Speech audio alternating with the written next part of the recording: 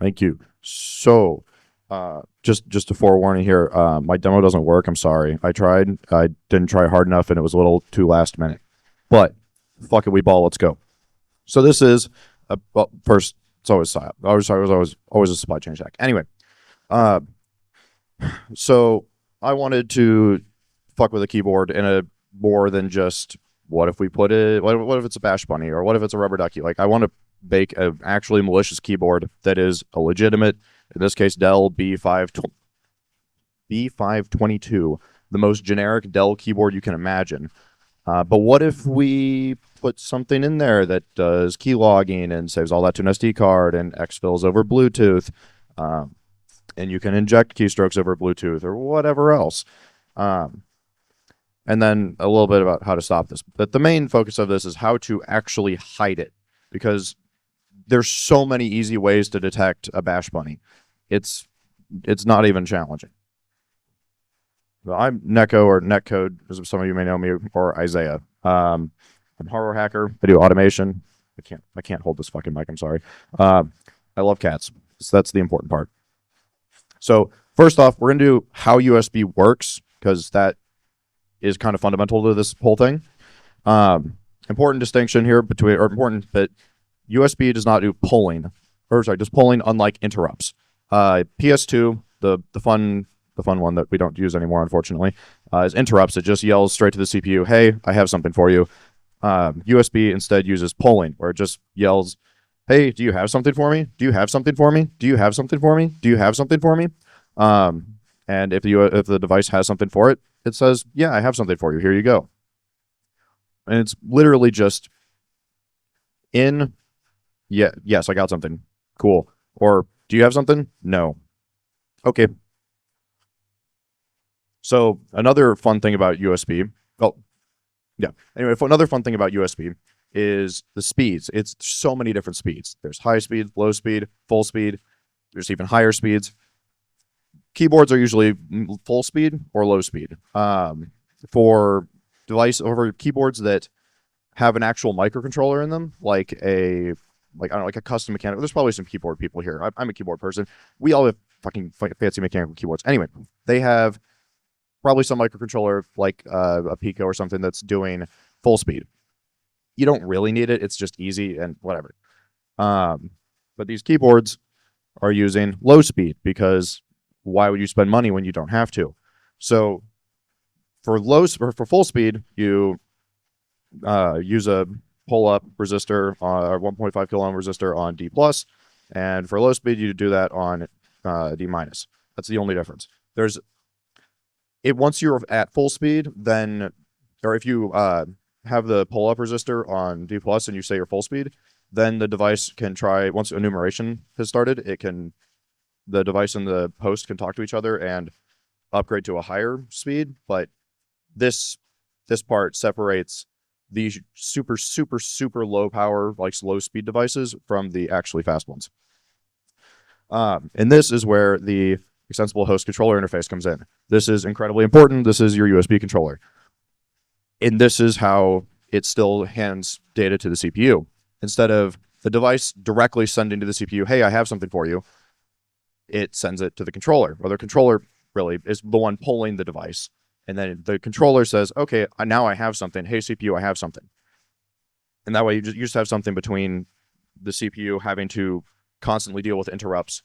And also the CPU doesn't have to do the polling.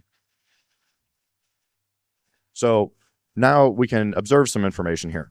A little bit about how USB works. Let's see what we can see. So if you're on Linux, I use Linux for all of my stuff like this, but a pretty easy way is literally just to grep dmessage for USB. It's a great troubleshooting step. You see all these really fun things, like it's a Dell wired multimedia keyboard, manufacturer Premax. Perfect. Well, you can see that the input is HID raw 1, and it's USB HID 1.10. HID stands for human input device, and it is the standard that all of these use. If your computer uses an input device that you can use as a human, it's probably a human input device. So dmessage is just kernel logs, basically. It gives you some information, but not everything. What's actually really useful is LSUSB, which is like LS or LS block or whatever. It just lists all the USB devices. But if you run it with V, then it gives you all the information. We don't need 90% of this. But there's some cool things in here. Like we can see the vendor. There's so many fucking fields in this. And this is just for keyboards. This isn't even all of them. I had to cut off some at the bottom. If you have a hub, there's even more. And for cameras, like webcams, you just don't stop scrolling. It's like 8 pages of these fucking things. Anyway. Sorry.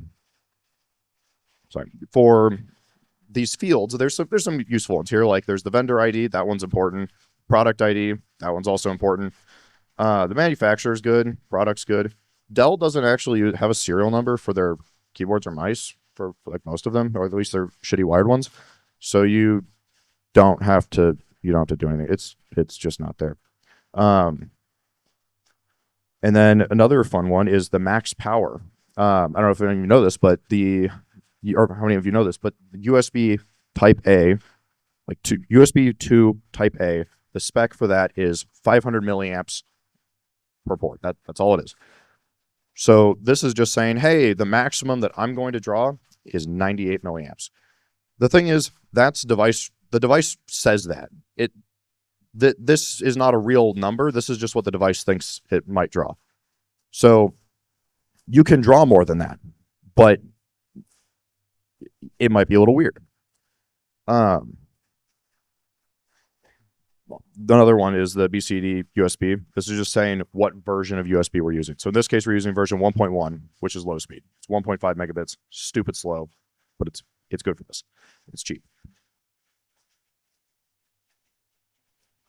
Oh, I already mentioned this. Oops. And that. Okay, so now we can observe some of this data in Wireshark. There's not the only real easy way to view all of the communications between, like all the polling over the USB device or the USB device is with some man in the middle device like a Pico, just sampling every single thing, but it's not even worth it. You don't actually care that much. I don't know how many of you know this, but Wireshark does USB. It's really great at that, actually. You just need USB Mon or when USB something. WinCap USB. I don't know what it's called. I don't use it for running Windows. But here, once we sort down to actually what we want to see, you can see some really interesting things. Like you can see the protocol in the frame. It's USB HID. That's good. I'm glad that the protocol in the frame is consistent with what the device said it was going to send. And then there's some really, really useful things. Very important, because if you're trying to build a fingerprint for a device, you need to know what it's going to look like. So for instance here, the URB length is 8 bytes. The data length, 8 bytes. Okay. It's going to be communicating in 8-byte packets. And also, you can see here the time from request. Basically, just how long it took to deal with the request. What, 23 milliseconds? It's good to know. Because, I don't know, maybe you want to build a profile for this. Like, how long does it take on average to respond? It's good to have this information. So now that we have some understanding of how USB works and what you might want to mess with USB, you can see how BadUSB works.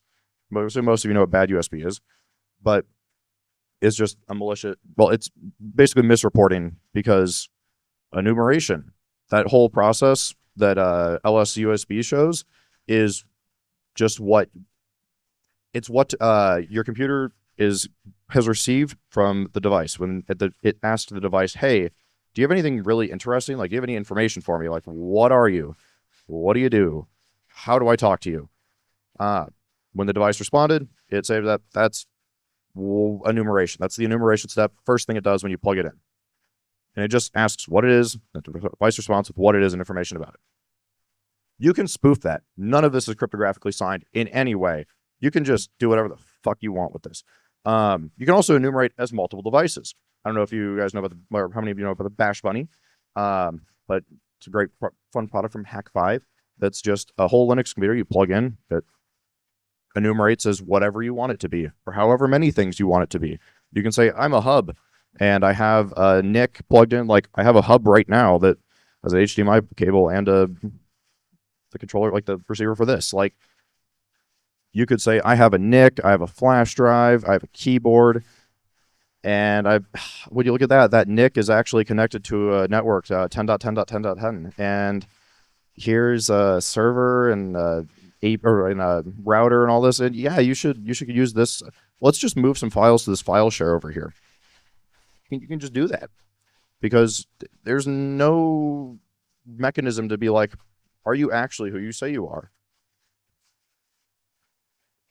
I'm really good at getting ahead of myself. I just love talking about this. Sorry, guys.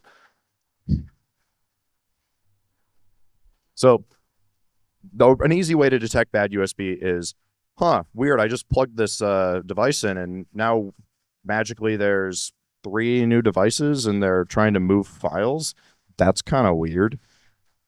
So, I mean, sometimes it's obvious, but you can be subtle. It's just hard. CrowdStrike's going to get you. So, an important difference between BadUSB and Keystroke Injection is more of a, I'm not great at wording this. BadUSB is, I think of it as like a class of, I'm pretending to be something I'm not. Keystroke Injection is, I'm just sending, I'm being a keyboard. I am a keyboard. You may not be a keyboard with buttons, but you're a keyboard. Because Keystroke Injection is literally just, whenever the host asks the device, do you have anything for me?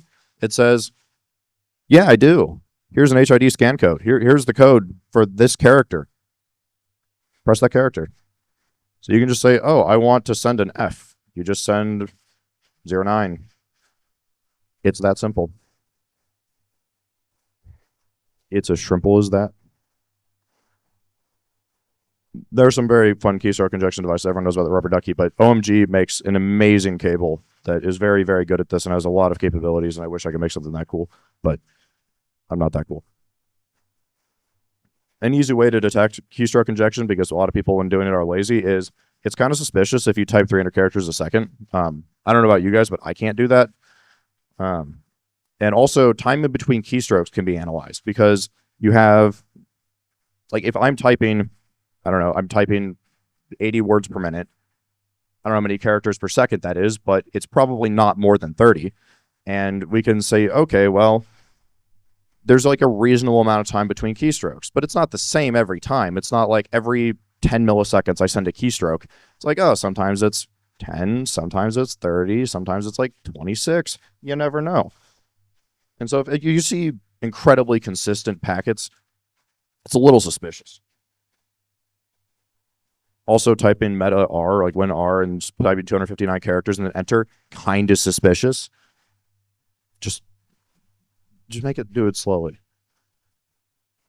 So, a way that you could still detect keystroke injection, other than the incredibly obvious stuff, is fingerprinting, which basically going through all the things that, like all the variables and fields I was talking about earlier, and saying, okay, does this match?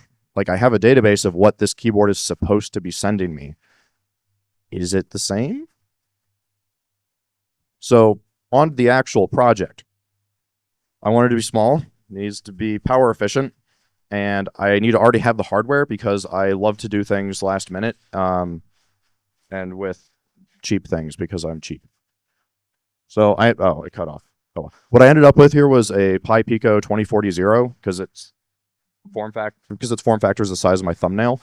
And then it's the exact reason I went with the ESP32C32 Super Mini as well, because I was going to use an NRF 52840, but I didn't have one anywhere near as small as my ESP32 Super Minis. So that's why I went with that choice. It sucks. It's so much more power inefficient. Its deep sleep is awful in comparison, but I needed it to be small. I also wanted to add a micro SD card reader, so you could put like a 32 gig micro SD card in it and just log every single keystroke ever. I think that would be fun. And then an important thing here is we need to have a battery. I know you can get power over USB, but we're going to get to that later, why we need a battery. So I picked this hardware because it was cheap, small, and I already had it in my lab. But for real, size. The size is so fucking important. It's not like you look at a keyboard and you're like, yeah, there's a lot of space in the keyboard. And it's like, is there though? There's a lot of structural integrity there. And they've kind of already optimized a lot of this. And then the reason I went with the Pi Pico 2040 is because PIO, like the Pi state machines, allows me to make a device USB interface and a host USB interface, which is very important. I can't really use the default or like the baked-in host or device interface on the Pi Pico. We're gonna get to that. My inspiration for this, there's supposed to be a cat picture. My inspiration for this was actually hacking in games, mainly Valorant, because there are some incredibly creative cheaters and people who will do wild things for elo in a game that doesn't matter. Also, I saw some EDR vendor being like, "Oh yes, we are very good at detecting BadUSB and Keystroke Injection," and I took offense to that. It's a challenge. It's always a challenge. So to actually hide the hardware in the keyboard, right? Super limited space, but also we can't disrupt regular operation of the keyboard because that's going to be really suspicious. Like, oh look, I suddenly can't use you plugged into this keyboard that I cannot type on. That's kind of strange. So introducing the victim here. The Dell 522. Everyone knows that keyboard. Here's one fresh out of the box. I acquired it from somewhere. Don't worry about it. There was supposed to be a picture here. Hiding the hardware in the keyboard is basically cracking it open. It's just a bunch of screws. It's not and then you just go spudger around the edge. It's not hard. You can actually do it very easily without leaving any traces. Now, once you crack it open, it's a membrane keyboard. Got some buttons at the top. And then there's the USB cable. But really what we're interested in here is the only place where there's any tiny bit of actual space on this board, which is right there. There's a little teeny tiny bit under that PCB between the USB ports on the hub, the bottom of the PCB for the keyboard, the bottom of the case, because that's where the little stands that flip up into. And then there's a tiny little bit of space right there. Right here. So we're going to hollow it out because there's not enough space for more than one of these four components. And they're all kind of large. So this is the tiny bit of space. We have a little bit of space right there, a little bit right here, and a tiny little bit over here. And then we have these little pockets. So, oops, they're supposed to have the picture here. Basically, I just cut all of this out. The structural integrity of this keyboard is fucked. It is not structurally sound in any way, shape, or form anymore. Yeah. So we can't disrupt the operation of the keyboard, but we are going to cheat a little bit because this is battery powered and it is man in the middle and everything. So when the battery dies, the keyboard will stop working. It should last for like 12-ish hours. I have some ideas on how to make it last forever, but I haven't done those yet. But to actually get the hardware to to get our hardware to actually do anything useful here, not just live in this keyboard, we need to connect to the USB cable in some way. And the easy way to do it is literally to just cut the USB cable and just splice the Pico into it. It's just soldering. So now that we have all this hardware there's supposed to be a picture of all hardware jammed in. Anyway, now that we have all the hardware jammed into this little keyboard, how are we going to hide it?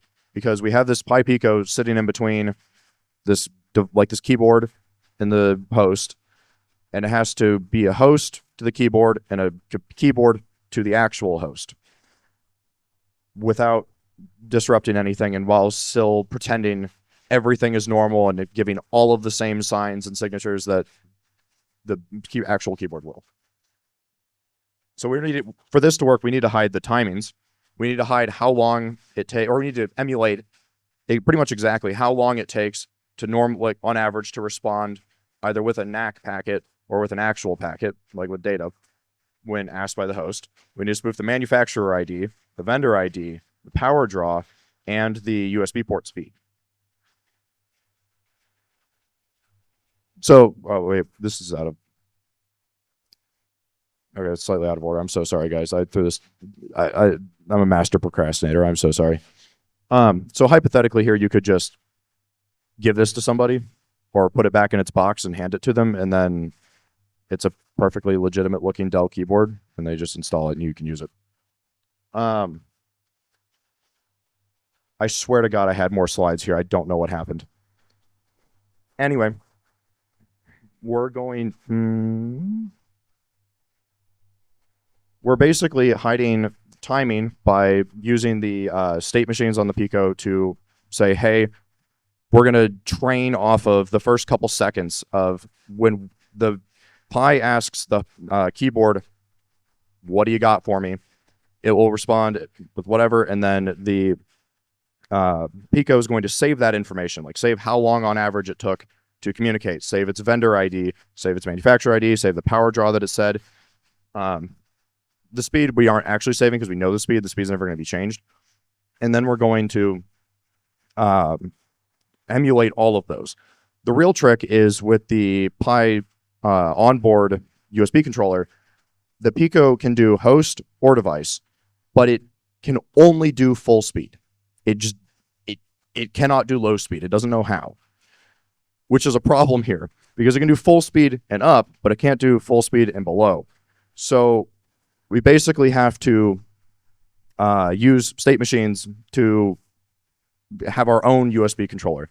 If you're smart, you would in fact use a separate USB controller. They're not very expensive, and it would completely solve this problem and make it very reliable. But essentially, you just need to have something saying, hey, I'm low speed, let me communicate. Another important thing that the Pico can't do is it will only communicate with 64-byte packages. And you might remember from earlier, we use 8-byte. This Dell keyboard only knows how to talk in low speed USB 1.1 8-byte packages. So we need to spoof that as well. So we need to run everything in this custom state machine for this to work. Or we could use an actual USB controller. But again, I'm cheap. I didn't have an extra USB controller. So this is what I did. I hate myself. For power draw, if we end up actually pulling power, or more, if we end up pulling more power than we said we would, like if we're saying we'll draw 98 milliamps, and weirdly we're drawing like 150 milliamps, that's a little strange. In many cases, you can't actually just get the live current off of the USB port, or at least in the operating system. But many of these newer XHCI controllers, the actual USB controller itself, do actually report the live the current draw. So you, in some cases, can. And I wanted to make this an all cases thing. So the idea here was this is why it has a battery.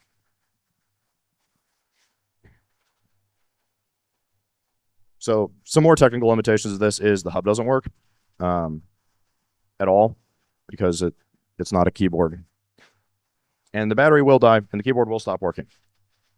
So here are some better ways to do this. And what I would like to do, if in the future, actually, I have plans to do this later this year, is basically build a custom PCB to put in the middle instead of this garbage collection of microcontrollers that I had laying around my office. Man in the middle, only the keyboard and not the actual USB connection, because if you might remember from earlier, there's two separate PCBs, one that is the hub and one that is the keyboard, or like the interface that handles the keyboard matrix. So if you put not work. If you are man in the middle in the final USB connection, and you're only pretending to be a keyboard, the hub is just never going to enumerate. It's never going to work. And another idea that I'd like to do is try charging the battery off of the caps lock key. Because, like the caps lock power light key on the key, because it's drawing power, it's drawing a consistent amount of power, and you could totally say, hey, overnight, the caps lock key was just left on overnight. It happens. And now you have 16 or like 12, 14 hours or whatever to charge your battery, hopefully enough to last it a couple of hours. There's not a lot of power going to an LED, but it's a thought. So some ways you can defend against this, other than fingerprinting, is looking for these. It's really just fingerprinting. There's nothing else you can really do. Or look for like, oh, you plug something in and immediately something weird happened. That's kind of strange. But if you want to actually just block it before it happens, pretty much your only option that I'm aware of is fingerprinting. Like if strange timings, device ID, manufacturer ID, power draw, and incorrect speeds, like full speed instead of low speed. Because a lot of devices do full speed only. There's not a lot that do low speed.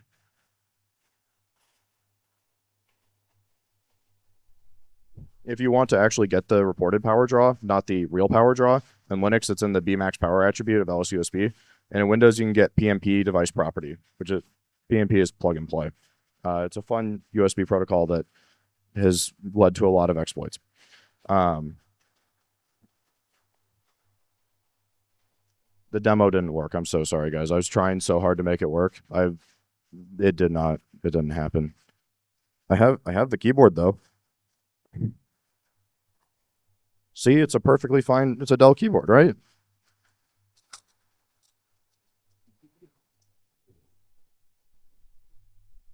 Right? This seems like a legitimate Dell keyboard.